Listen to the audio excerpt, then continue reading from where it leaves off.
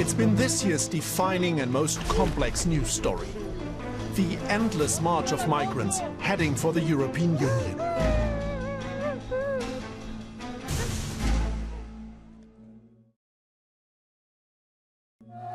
Hundreds of reporters have covered the so-called European refugee crisis, taking viewers to the heart of the story. But have they really? The crisis starts with almost no media coverage in the refugee camps around Syria. 4 years into the civil war, aid organizations are struggling with donor and media fatigue. People start to leave the camps and head to Europe. The first domino stones fall virtually unnoticed. But soon the crisis starts making headlines. In May, migrants arrive in ever-increasing numbers on Greek shores. In August, more than 70 are found dead in an abandoned refrigerator truck in Austria. And in September, this photo of a lifeless little Syrian boy galvanizes people around the world.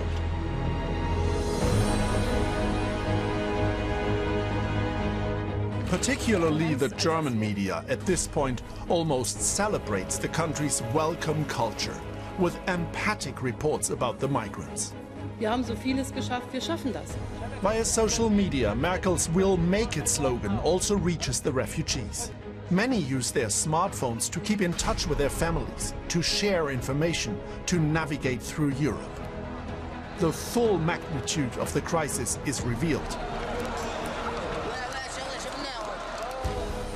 An uncontrollable domino effect hits the EU. Most of them still want to go to Germany. The closed borders in Hungary, the shutdown of the Budapest train station, the long march of 1,200 migrants to Germany. The media coverage of these events is huge, but is it balanced? Does it comply with the freedom of information and speech that media usually show women and children? Why 70% of the migrants are young men and they look like an army? Is that just anti-immigrant rhetoric, or does Viktor Orban have a point? Has the media really engaged in advocacy? The right-wing movement Pegida in Germany even claims that the elites are controlling the press.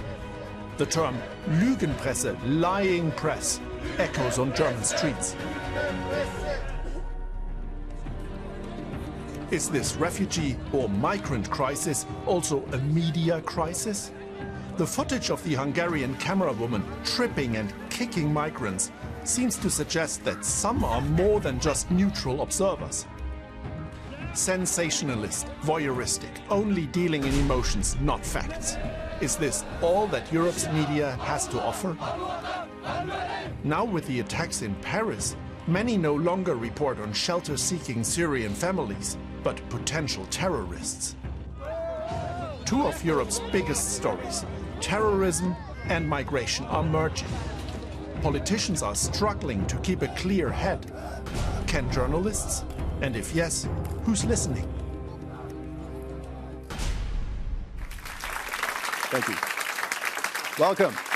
Welcome to our special panel here in Brussels today, to one of the defining stories of the year, of course, and maybe for decades to come. So we know what the story is, we know what the questions are for tonight, but we don't know who the panelists are yet, and I'd like to introduce them to you now. So an old friend of ours here from Poland today, Piotr Jędroszczyk, Polish journalist, correspondent for the Polish daily newspaper Rzeczpospolita. Thank you very much for coming, Piotr.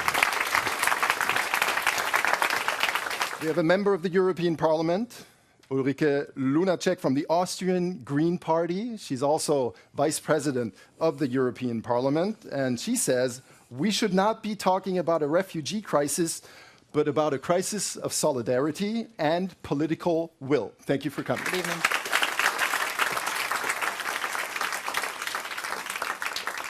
Well, what would this panel be without someone from France after what happened in the last weeks? So we have Adeline Percept, French journalist, works for iTélé, Canal+, currently as a correspondent in Berlin. So she knows the difference in media handling between France and Germany. And she says, from refugee to potential terrorists, Le Pen's rhetorics have spread in the mainstream media.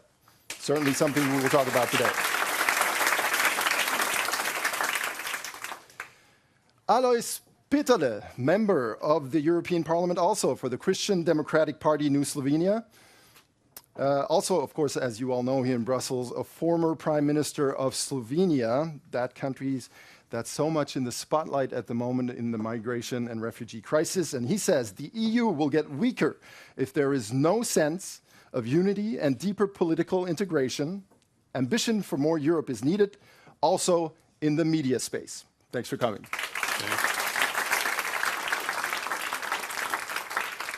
It wouldn't be a DW panel without one of our own. Jafar Abdul Karim, one of our stars, if I may say. He's the host of Shabab Talk, and he's also someone who's also always to be found at the center of the migration and refugee crisis. I met him in Paris, in Molenbeek. He was in Lebanon. So he's here, always at the heart of the story, and he says, the way that European media has behaved shows perhaps how Eurocentric its entire worldview is. Thanks for coming, Jafar. You're welcome. Thank you so much. And we have two special guests in the public today, two who made that trek, who were on that trip, usually from Turkey, over Greece, Macedonia, Serbia, Croatia, sometimes Hungary, up to Western Europe. Mashal Kasim and Mohamed Al-Kur. More about them later on. But let me get into the first question. Piotr, your slogan is, or what you said, to sum up your position, the whole refugee debate in Poland made the true mentality of the Polish society visible, with a thick layer of xenophobia, not to say racism. Piotr, it's a strong statement. And you also told me beforehand that the Polish media regards the migration crisis as a German problem. Do you think they're only describing what they really think, what they consider objective, or are they really trying to influence the situation and have the situation stay as it is, meaning less refugees for Poland? No, I don't think so. I mean, they describe the situation in Poland. Poland as the crisis started and developed in the middle of the election campaign, and it was not a good time to discuss such a problem. And it was used by the right forces in the Polish politics, most immediately, saying, okay, this is not us, this is Germany. Angela Merkel invited those people, and Germany have the problem right now, and not we. And then there is, of course, a kind of a response from the Polish society also. There is a very tiny percentage of the population who was born abroad. There is 0.3%. I mean, almost nobody. I mean, it's a very homogeneous society. And all the strangers in the society as being seen as a threat to the society, to the very Catholic. And that's true for the journalists as well? And it's not different. It's a different story. The journalists are a different story. I mean, I'm talking about politicians who are trying to influence, and successfully, the society, because the society is divided. In the election campaign was deeply divided all over other issues. Ulrike Lunacek, you seem quite unhappy with the way the media is handling the whole crisis. Is that only for the Austrian media or the whole media, everything you've seen so far? No, I mean, my statement, this lack of solidarity, or that is a crisis of solidarity and a crisis of political will, is more referring to the way the situation has been handled by government politicians in some member states. As for the media, I have to say I have seen different things. I've seen, on the one hand, very surprisingly so, like yellow press media in my own country, but also in Germany, even the Bild Zeitung or some, being rather positive, sort of portraying in some areas, I don't read it every day, I have to say, but positive images of people fleeing, yeah, sort of real faces, and not just horror stories of maybe, yes, somebody once stealing something from somebody. So in that sense, by now, I think I see that some of the, let's say, more mainstream media or more quality media, I think there I see a bit of a shift starting with some of them usually in the past, over the last couple of months, trying to report on what is really happening, now shifting more towards saying, well, is what Merkel has said, is it really true? Yeah, can we really make it? And also reporting more on that side. That I see, and that I don't like as much, because I still believe, yes, we can make it. I know people who fled Czechoslovakia in 1968, yeah? I had school colleagues who fled Hungary in 1956, yeah? So this feeling that now those countries are saying, no, we don't want any, yeah? It's like, I mean, which EU did you join, yeah? Well, but they're not the only ones saying that. Go ahead. I know.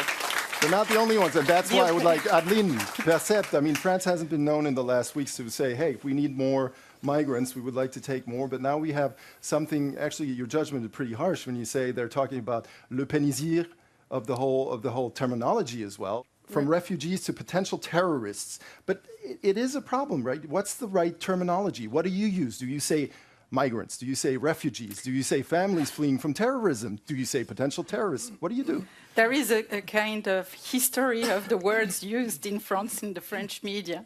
And basically before the photo that you showed in the report, before the photo of the small Aylan who died on a Turkish beach,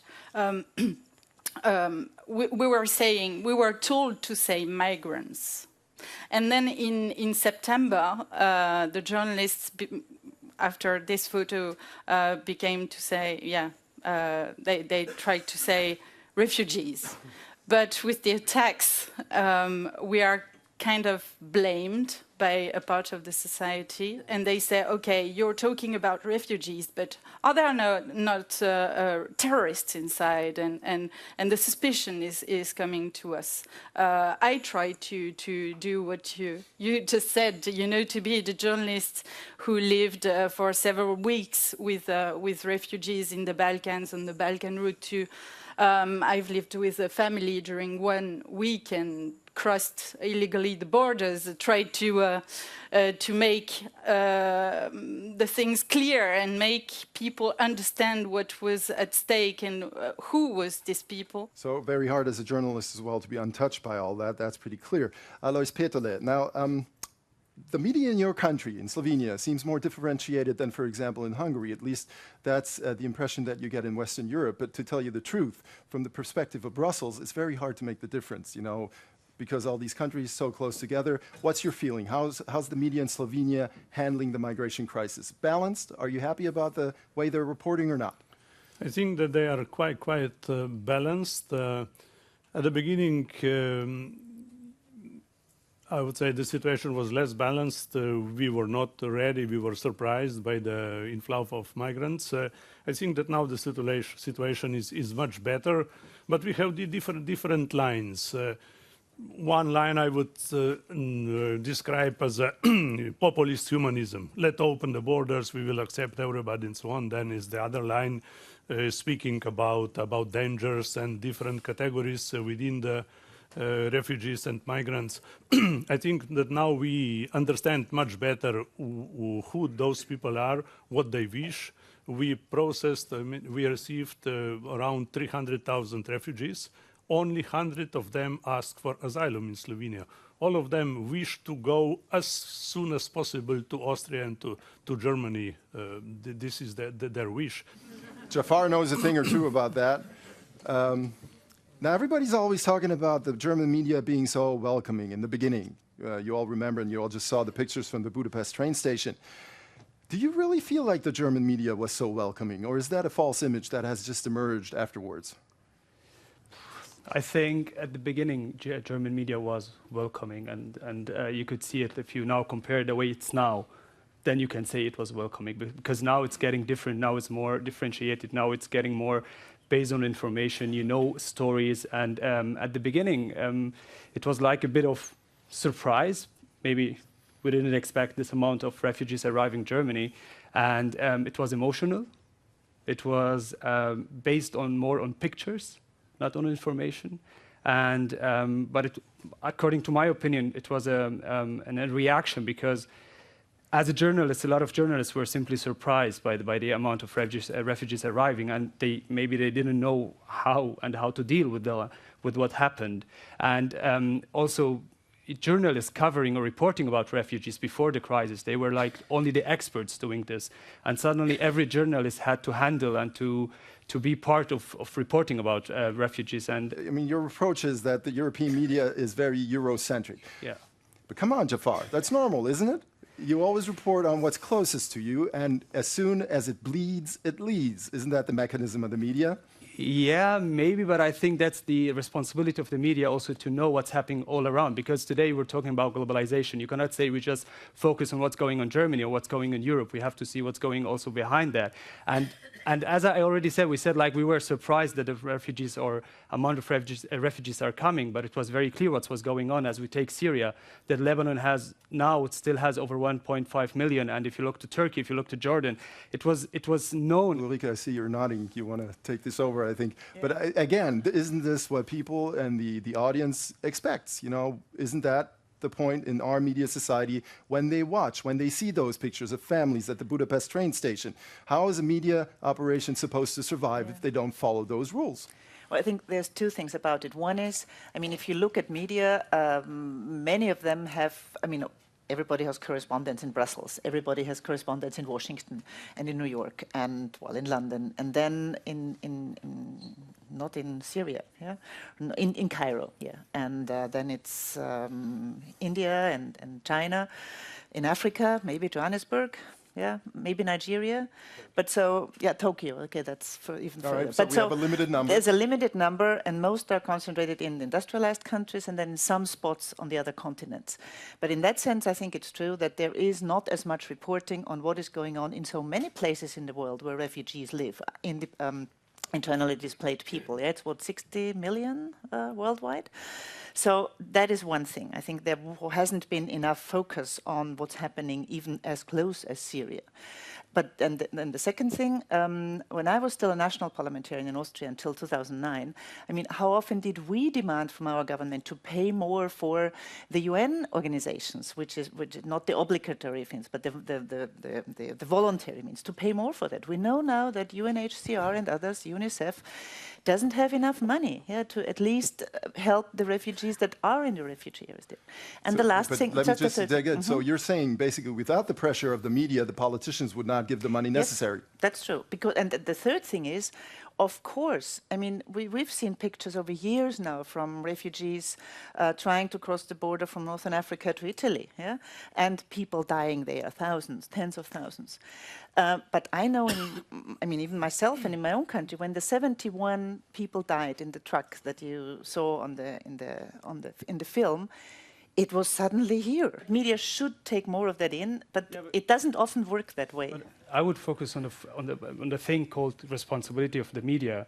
You shouldn't only just report about what's going on in your country. You should about what's related to your country. Yeah. And that's what I didn't see before what happened. But now we're talking all about and everything going on, the refugee crisis. But before that, not. Even the picture of Ireland, there was a big discussion. I mean, how many islands are there before this picture was taken by the media? And let me talk about that picture real fast. Hold that thought. Okay. Piotr, publish that picture or not?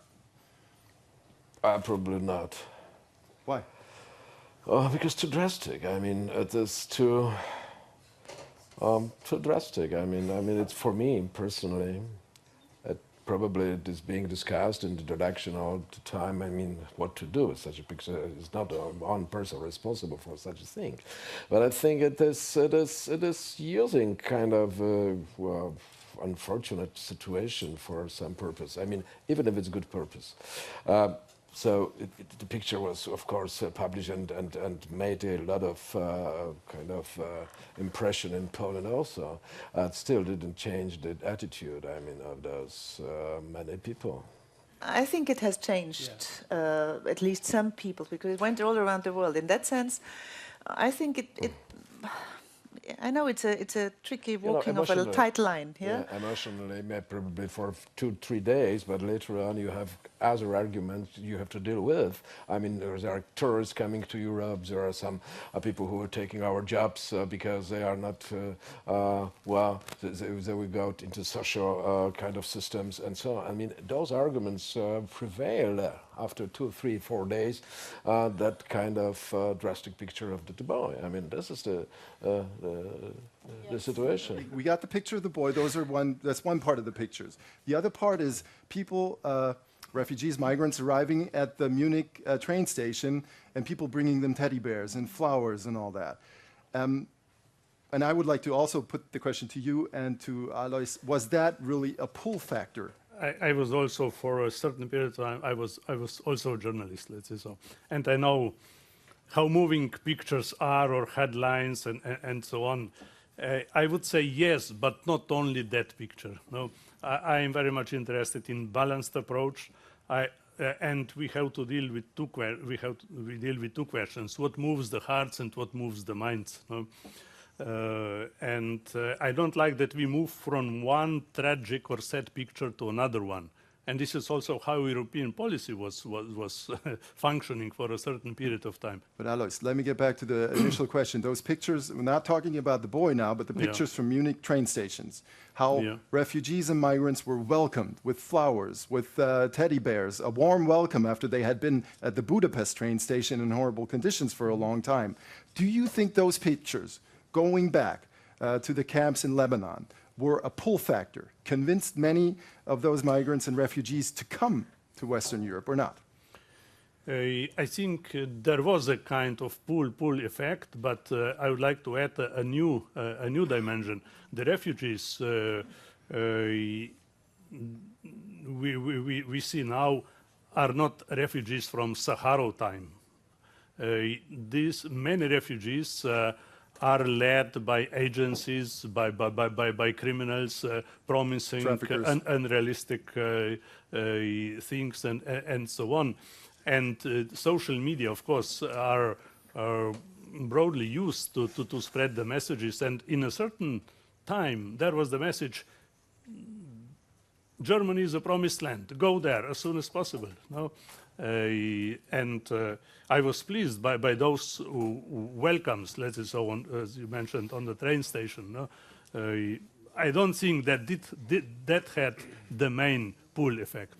Well, why don't we ask the two people who actually did the trip?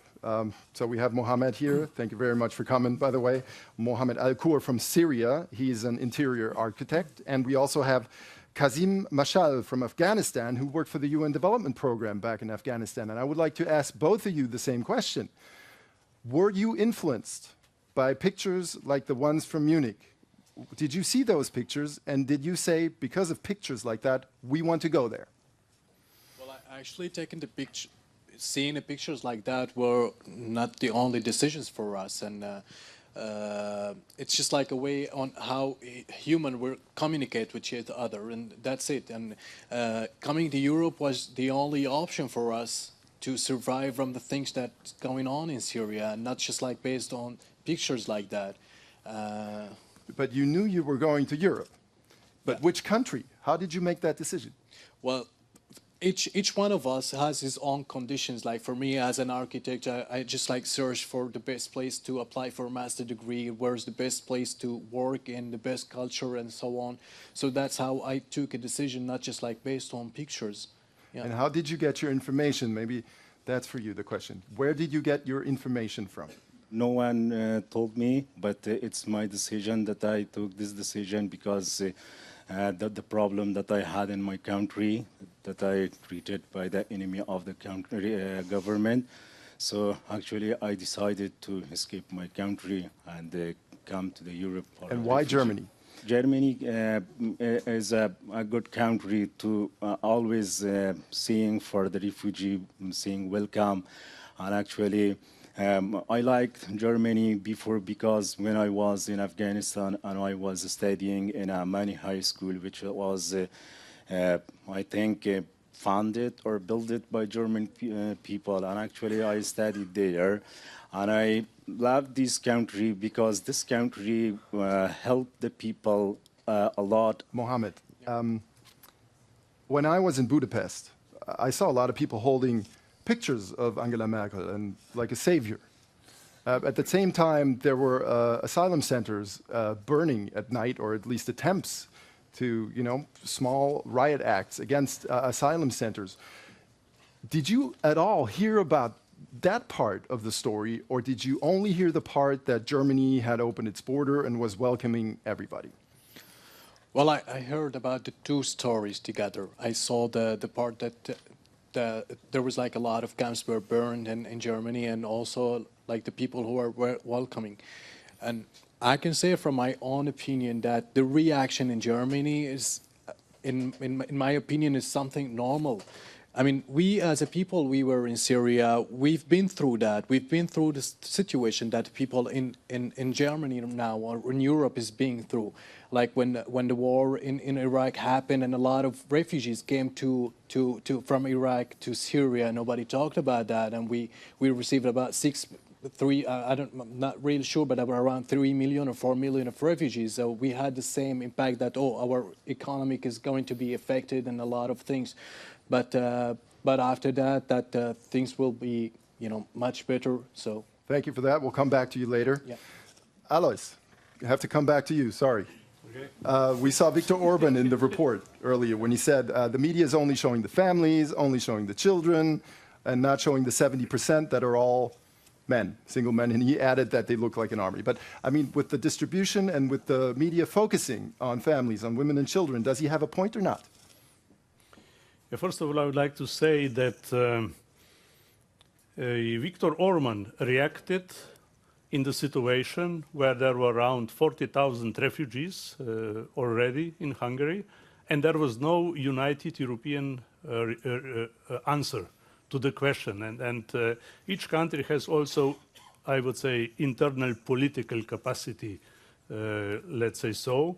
And then he decided to react on his own, and this was that attitude, I would say, was then followed by some other countries. And so you're saying he has a point? He had, I would say, reason to say, to describe the situation in that way. He was also, of course, attacked quite heavily. What you said about you find it reasonable, I would go on the other hand, and when he said it, and even in the situation he was in, I was asking myself, Hungary was so fighting to be part of the EU, and when we talk about the EU, just look 3 years back, we got the EU Peace Nobel Prize for human rights and freedom. And when he's acting like this, then I was thinking exactly the values like human rights and respecting human rights and respecting a person who is living in the EU has led him to be where he is today. And nevertheless, he was acting in a very weird way in a situation where you should really act, you said before, like heart and mind. I don't know if it should be more mind-oriented, because it wouldn't help. It just got the situation worse. No, I think that he did not. I don't see him in black-white picture, and he did not close the border completely. His idea was to have control, that people don't simply go through the so-called green border. He did not refuse all the refugees. And but the terminology he used and the way, the rhetoric he used, would you say it's reasonable? And the words in a situation where people are fleeing, and we just heard the stories, and you hear different stories where people are fleeing, they are going a journey which is not easy, people are dying and arriving now in Europe, and we're talking about Europe, we're not talking about somewhere else. Then you can say about different values, but we're talking about European values, and Hungary it was fighting to be part of these values, and then on one way you see a lot of contradiction. So how reasonable could that be? Oh, I can be critical in some respects, but I don't accept general criticism to his behavior. And later, I would say the critics almost disappeared when we saw that Europe was not able to manage the inflow. I think we have one critic sitting right here. Let me really say that, I mean, there has been criticism even within your own political party, and very heavy one within your own political family, where he really went against European values. And I share that. I mean, when the Iron Curtain fell, Orban was still on the other side, asking was sort of a liberal, supposedly. Now, but putting like NATO wire at the borders with these razor-sharp knives, where people who want to get through cut themselves and really get hurt. But also saying rhetorically that we don't want any foreigners in the country. We are sort of Hungarians and that's what we are. I mean, going totally against what this European Union is. Yeah? These kind of things, going as people who are fleeing from that for me really is totally un-European. And I find it not at all acceptable in a way. Yeah? Arguing with this very nationalist rhetoric. That's what, I mean, the European Union was founded on, going against this nationalist rhetoric, which has brought us to many wars in the back. But I don't want to just talk about that, because the one thing on media, what I wanted to say also maybe on the issue with Germany, being from Austria, we sometimes have been surprised that everybody wants to go through Austria to Germany. Because we also speak German. No, wait. No, but also to what you said. Of course, Germany is known a lot better than Austria in many parts of the world. It's 10 times bigger. It's sort of. And if Mr. Faymann, the Austrian Prime Minister, would have said, yes, ja, wir schaffen das, I don't know whether anybody would have wanted to stay in Austria because of that. Yeah? So I think it's the image of Germany and also Mrs. Merkel of being a leader, yeah, and what she says sort of works. Yeah? And also Germany being such a lot bigger than Austria, even though we speak the same language, we have the same type of government, only the other way around from the two parties.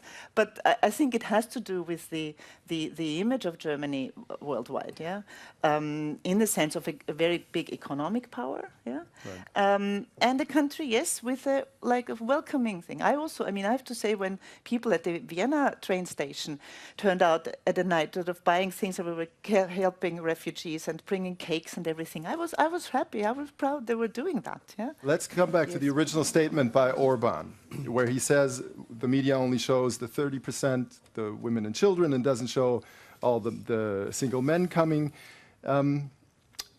Adeline, but it's a tool. I'm sure you did it as well. If you show the women and the children, you'll have more viewers. It'll be more powerful, right? I'm a woman and I'm a journalist, so I'm always. I mean, when I'm touched by someone, I'm going to film him or her and the kids, and because I quite identify. It's true. You're right. But also, I'm not sure about these figures, the 70% of men coming alone. I'm really not sure. Where did Viktor To our Orban information, they are the facts are they're pretty accurate. That's pretty accurate. Okay. Yeah. Yes, I tried to show everybody. When I was there, I followed a family with a man, with a woman. And why did you choose? Why did you choose them as a protagonist, although they're not representative of what's happening? Because it was the deal that my chief editor told me to do, and that's no. But I do agree, because there were so many families and so many kids who've crossed the Mediterranean Sea, and I think that we had to show them, and also we had to show other. I mean, we did other reports on other occasions where we saw many men coming alone. And what's the point? Viktor Orban is a master at manipulating things, and I went to Hungary, and I can tell you that the amount of people in the Budapest train station was totally on purpose. I mean, they let them. Doing camping, Orban did that. I mean, his government. They didn't act to let them, and so that the Hungarians would see, like, the flux. But do you think he only wanted the Hungarians to see it, or also the potential migrants? I don't know if we can quickly ask Mohammed this question. In your choice of country, just by the way, as Mohammed ended up in Belgium, and as I gather, you wanted to go to Germany, but you saw all the people going to Germany, so you decided, I want to go somewhere else, right? Okay. Right, and would you have ever considered, with the pictures coming out of Budapest, with the things you were hearing about Poland, to go into those places? I mean, there were virtually, nobody went to Poland. Well, like, actually, nowadays there's a quote that is everybody's talking about. It's like the promising land. And for us, the promising land is not about something economical.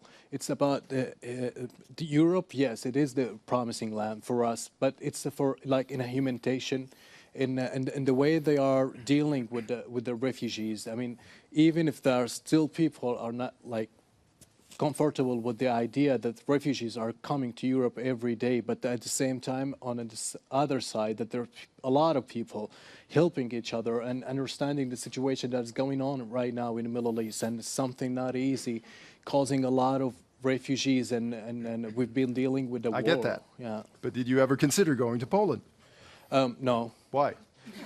Well, like actually, as you said, like the media is a powerful tool, and depending on the media and searching for where is best the place for you to stay in there, and if you are going to study or whether you are going to work, and the culture and all of those things that you have to take in consideration to put your decision on. I mean, in the end, when you are going to take a decision for this trip, then it's obviously that's going to be based on study. Where you're going to go, how you are going to get in there, what are you going to do, and yeah, it's a long journey and it's not easy, so it must be studied before you take a step in that. Piotr, so basically it seems to be working. Hungary, Poland, bad publicity, nobody's coming. Bad publicity is one thing, but the other thing is that I don't think why should they come to Poland? I mean, there are not so many social facilities, and they know it. I mean, those people know it very well. I mean, it was just said that here that if any country offers more, the people have the tension. I mean, they tend to go over there, and that's why Sweden, for example, proportionally, is the country which took more than proportionally than Germany. But still, the image that these countries are getting are not. You know, those countries are a lot better than the image that they're giving. You would agree with that? I'm not sure whether there is a knowledge in the refugee camps in Turkey or in Syria and then that the Polish people are so as they are. They don't accept the strangers. They probably think that, well, if there is a country in which, I mean, the country which is not so well, the welfare, it's not a welfare state like for example, Germany or Sweden. Is there any knowledge about Poland in the refugee camps? No, unfortunately, no.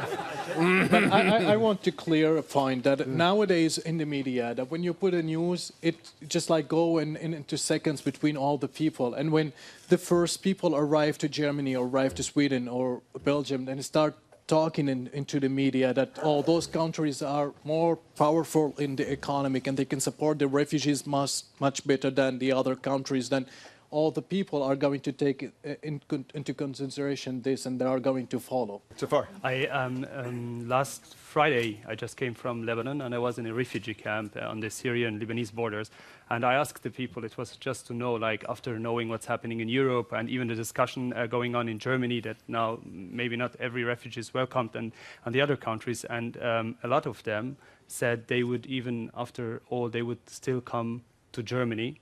And when you mention and you say, where in Europe would you like to go, they say Germany because they still have contact to other people here. Well, on that, I think with the media and with this, we have had that in Austria as well. In areas where there was not one refugee, people were afraid of the hundreds and thousands of young men coming, afraid of raping the wives, afraid of stealing and all of that. But as soon as then there is real people there, yeah, and also journalists reporting about different people, what their stories are, yeah, what kind of jobs they have had, what kind of family they have, what kind of wishes they have, it gives them a face. And I think these fears, we often see that, not all the fears. There are some also who incite the fears, yeah, but for many people, if you then have real faces and real people, these fears go down, yeah. It doesn't seem to work in East Germany because you have the information there and then there is a kind of not welcoming culture in many places in East Germany. I think in places where there is a lot of unemployment, where there is a lot of poverty, more than in other parts, yeah, it is with people with fears of, if they have jobs, losing them, of not having enough social security. It is difficult, yeah. Some of you said that maybe the media was too welcoming in the beginning. What's your impression being in Berlin, but as a French journalist, how has that shifted? And what do you think of the German reporting now on the migration crisis? I think if we are comparing the two countries, Germany and France, I would say that in Germany we've seen this crisis in a very humanitarian way. And in France, the media took it in a very national-focused way, very narrow-minded sometimes, and that's why I think that there has been a Le Penisation of the spirits in France, because it's as if the media and part of the media and part of the French society had built a mental border. We have Pegida, obviously, Yes. who says lying press. Then in France, we have Marine Le Pen, who Yes, basically but says, Pegida is don't selling- trust the mainstream media. Now, what did the media do to deserve this? Pegida is saying Lügenpresse since the beginning in 2014. So we were not in the refugee crisis, you know. I don't But think it has it's- gained momentum. Yeah, through it that. has gained and everything. I do understand that in Germany we will have some reports of failures from part of the refugees, of violences and everything, and we have to stay calm now and to try to be very balanced in what we're doing. Jafar. 2 points. The first point concerning Pegida, I think people of Pegida, they simply, you cannot generalize, but what I have, my own experience, I want to talk to them, but they didn't want to talk to me. So I don't know if they are the right people to say, we should communicate with them, we should talk to them, we should give them a voice, but when I'm on their side, I don't know if they are interested in a dialogue. The other part, I think, what's the German media now doing, I think we have been progressing compared now to the last 2-3 months, because if you look now, you have good reactions of German media doing something in Arabic, like they're trying to approach the refugees, they're trying to have it like a transitional phase where people can get their information, to have the German values and all information they need. If I look even at what we're doing at Deutsche Welle, or we have been doing this before it was an expert topic, we have been always working on such topics. I think the most important thing is not to talk about the refugees, but to talk to the refugees, to understand what refugees are going through and to give them a voice. And this would help in a better living together. I think the phase now, or the next coming months, should be a lot of information, a lot of telling who these refugees are. And it's not the refugees, they are individuals who are coming to be part of our society. So it's going to be an important role for the media, I think. All right. Thank you for listening. I want to thank my guests for coming today. Give them a round of applause. Thank you.